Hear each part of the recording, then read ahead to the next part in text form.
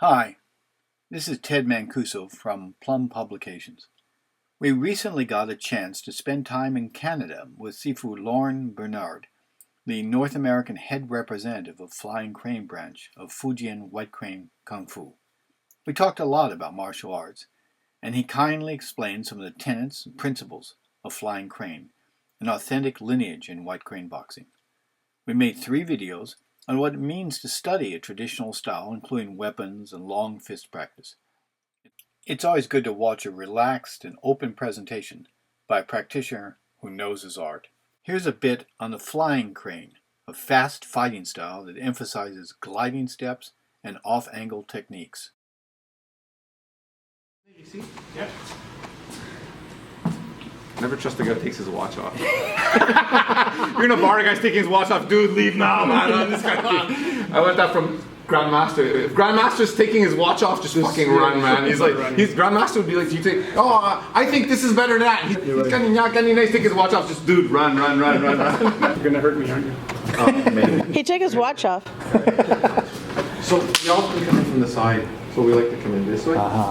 So very typical is something like this. Yeah, oh yeah, Took as my student watching that. This way. Yeah. Over here. And very typical is the floating into. So we'll just defend yourself. Yeah, okay. Sorry.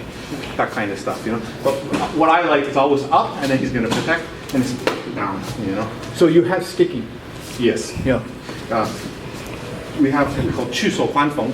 Chuso means moving. Chuso huanfeng, like a hurricane. Oh yeah, right, yeah. Okay, so from here, it's basically freestyle push hands with basically no rules. Just defend yourself.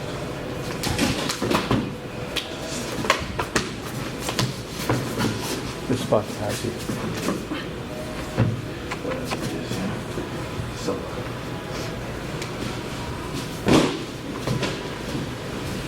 And you can switch to one hand and 2 hands, and you can move and that kind of stuff.